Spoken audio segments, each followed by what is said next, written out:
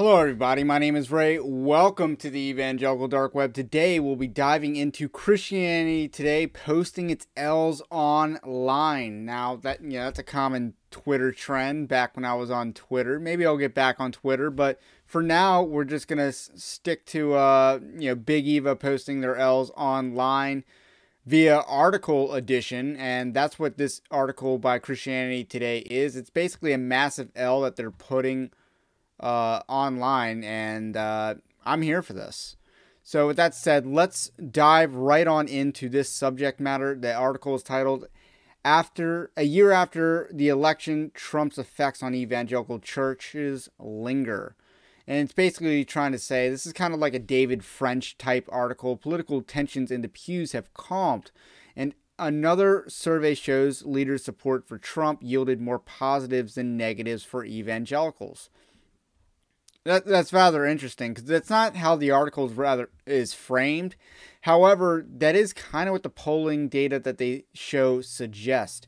So basically, your nonsense about polarization and stuff like that. And, guess what? We should be in a polarized society because there's good and evil. And, that divides people. It's not that complicated. We can't pretend that mankind should be united for any other reason than the gospel, because it's not going to be good. There's not going to be something good from mankind being united.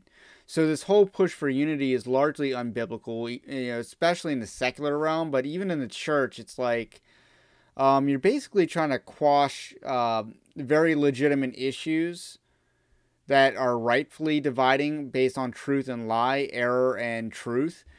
And it's not a good idea. It's not good for the church as a whole to embrace false ideology and stuff like that. And we're reaping the consequences of people pursuing unity, a soft unity over a hard truth. So let's go back to the poll and the data that Christianity Today has so willingly reported about. So here's the impact of evangelicals' leaders' support of Trump. So there's some following statements. You have U.S. adults, which is a control group, and evangelicals, which is the variable here. Okay, so support. Okay, so the specific statement, I guess, is about the embrace of Donald Trump, which I guess could mean voting for Donald Trump, saying positive things about Donald Trump, saying negative things about Joe Biden, saying that it's a sin to vote for Joe Biden. Things like that could all be construed as embrace of President Trump, certainly from a pollster perspective. So let's dive right in, go one by one through these poll questions. There's 6 of them in this section. Hurt the credibility of the evangelical church. So 49% of U.S. adults said yes. 43%, only 43% said yes, that were evangelicals. Now, this may seem bad, but I don't think it's that bad, because considering, again, your evangelicals are a very difficult group to poll. If you know politics, you are probably aware that evangelicals are a difficult group to poll. And I guess the best pollster at polling evangelicals is probably Trafalgar Group. Let's see. And I don't think that's that bad. And we're going to talk about the breaks between the U.S. adults and evangelicals on the next one. Showed moral courage. 57% said yes. It showed moral courage for evangelical leaders to embrace Donald Trump, at least for political purposes. And again, that is extremely favorable. And it's interesting that some of the people that said showed moral courage also agree that it hurt the credibility of the evangelical church, which is odd. However, you see only 35% of the U.S. adults said that. Now, is that a good thing or is that a bad thing? Does that hurt the witness of the church? No, the answer is no. It does not hurt the witness of the church because, again, those 35% are probably right. And if we want to say that the rest of that percentage said no, it does not show moral courage, let's dive into what moral courage looks like and who's to judge moral courage. Does the person who understands the Bible Is the person that understands the Bible a better judge of moral courage? And I would say the answer is yes. The answer is overwhelmingly yes. So, does the average U.S. adult understand the Bible? No. Does the average evangelical understand the Bible? Good question. But probably better than the average U.S. adult, I would assume. So, with that said, I do think that this question is rather meaningless if you want to cast a narrative that embracing conservative politics is bad for evangelicals. I don't think this helps your narrative that much because, again, we should not be so concerned about our witness to the world. The whole world is watching mantra didn't work so well for the Southern Baptist Convention, shouldn't work so well here either. So, again, this is a very meaningless metric here. Let's go on to the next one. Reduced my desire to participate in religion. 29% of U.S. adults said yes to that. And then 22% of evangelicals said yes to that. And again, there is a difference between someone that's culturally evangelical and then someone who's actually, convictionally evangelical. There is a difference between that.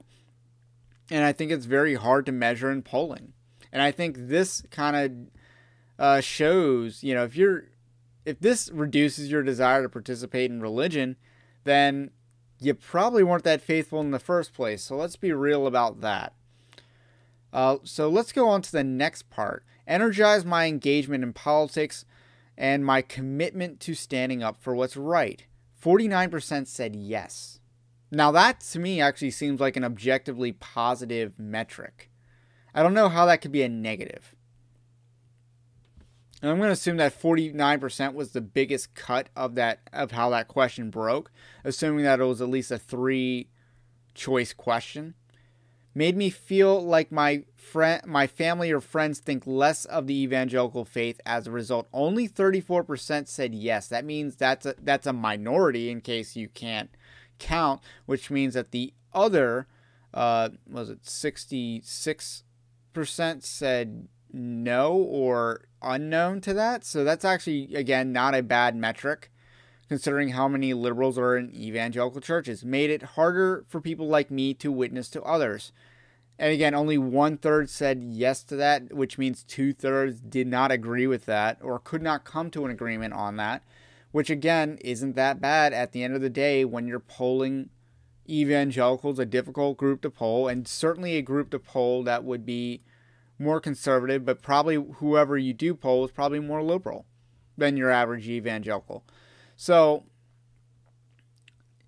the interesting thing is, if we want to read their more commentary on this, it says divides in many churches hit a breaking point in 2020 with a heightened political polarization during Trump's re-election campaign and pastors struggling to maintain unity over pandemic responses.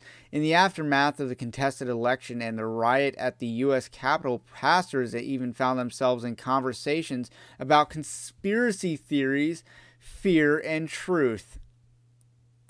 Again, the whole conspiracy theory push that Big Eva had following 2020 was just wild. Like, they're basically trying to say that if you believed in conspiracy theories, then you were violating the 9th commandment, which was a pretty odd argument to hear from Big Eva, but that's the argument that they were largely running with in 2020.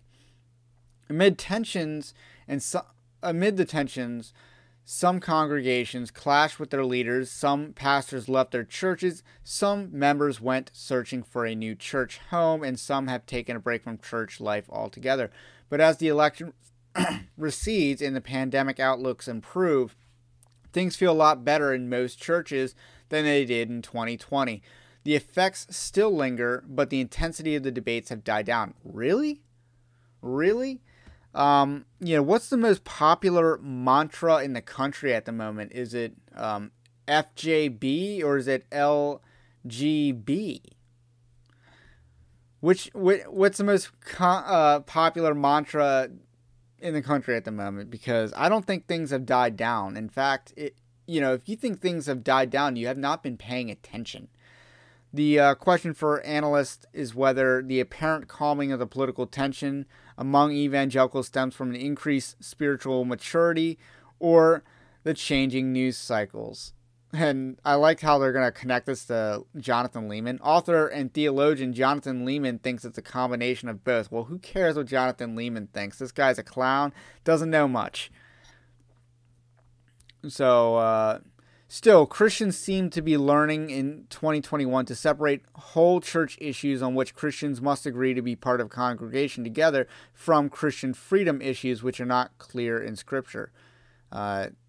I don't think that's the issue for this because, again, politics is largely a sin issue. Supporting Joe Biden is a sin issue. That's not a Christian liberty issue. It's not a gospel issue, but it's not a Christian liberty issue. It's a sin issue. So calling politics a Christian freedom issue is incorrect in the negative. So you can easily make a Christian argument that you can't support something politically. Now, it's more difficult to make a Christian argument that you must support a particular political strategy in the affirmative. And that's what people need to realize. So, again, this is church engagement after the 2020 election. And, again, this wants to differentiate between people who identify as evangelicals and people who are evangelical by theology. And, again, more likely to attend church services. 30% said yes. 35% said yes. More likely to give to church. So again, we're seeing that classified evangelicals have better metrics. Although, what if evangelicals were already doing these things, so they're not more likely to continue doing these things? So that's a pretty bad question, in my opinion. So this is the last L I really want to point out. The evangelical critics of the former president, though, said Trump's brash approach as well as his remarks on women and immigrants revealed a character at odds with Christian values. Pastors like Andy Stanley, so they're going to Andy Stanley, a false teacher, a very obvious false teacher, as a example at Atlanta's North Point Community Church. Worried Evangelical Association with Trump would hurt the church's reputation and outreach. In the survey, a minority of evangelicals believe the same, concerned about the impact on evangelical credibility and Christian witness. So it's funny, they're noting that evangelicals do not feel the same way as Andy Stanley does. It's almost like Big Eva doesn't know what they're talking about. And the average person in the pews can walk and chew gum at the same time. The average person in the pews understands that we're using Trump, not Trump's using us.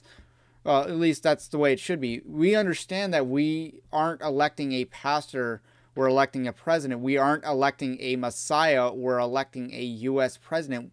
The average person understands these things. And the conservative doesn't worship God because we recognize, my bad. The conservative doesn't worship government because, we believe in limited government, and conservatism is predicated on the belief in God and a biblical anthropology. Conservatism recognizes that human nature is inherently evil and fallen. These are things conservatives recognize that other political camps do not. That, in a nutshell, is one of the major premises of conservatism.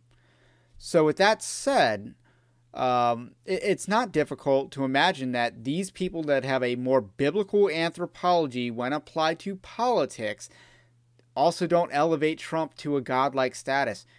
So, Andy Stanley doesn't get it because he doesn't get it.